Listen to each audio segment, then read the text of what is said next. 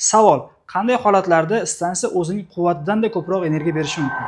Assalomu alaykum. Bugun biz eng ko'p beriladigan savollardan biriga javob beramiz. Ko'pchilik so'raydi, nima sababdan quyosh o'tirik tizimlari quyosh pikka chiqqanda vaqtda ham o'zini energiyasidan kamroq energiya beradi? Misol uchun deylik, 10 kilovatli stansiya 8-8,5-9 kilovat atrofida beradi.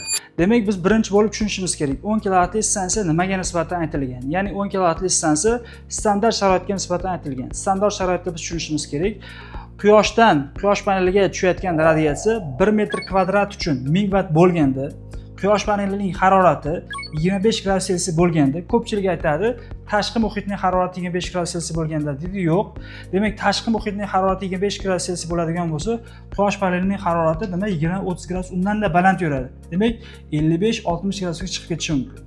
Demak, tashqi muhit o'rtacha 5 gradus atrofida bo'lganda, quyosh panellari 25 gradus Selsiygacha bo'ladi. Va uchinchisi, atmosfera massasi 1,5 bo'lganda va qachonki quyosh paneliga tushayotgan nur tekis tushgandagina bu standart sharoitni ko'rsatadi. Lekin real hayotda radiatsiya 1000 emas, 1000 dan kichikroq bo'lishi mumkin.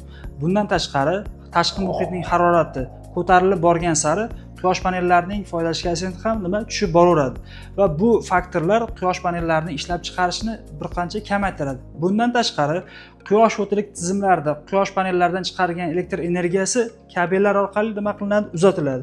Demak, uzatilayotgan vaqtda o'zgarmas tok kabellarda yo'qotishlar bo'ladi, invertorlarda yo'qotishlar bo'ladi, o'zgaruvchan tok kabellarda yo'qotishlar bo'ladi hamda bu yerda kutilmagan yo'qotishlar, ya'ni soyalanishning hisobiga yo'qotishlar, changlanishning hisobiga yo'qotishlar bo'ladi va umumiy yo'qotishlar o'rtacha 10-15% atrofida bo'ladi. Demak, 10 kilovatli stansiya bo'ladigan bo'lsa, 8,5-9 kilovatgacha maksimal energiya ishlab chiqarishi mumkin.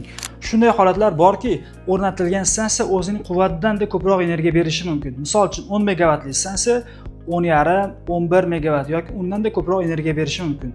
Savol: qanday holatlarda stansiya o'zining quvvatidan-da ko'proq energiya berishi mumkin? Fikrlaringizni va javoblaringizni izohlarda qoldiring.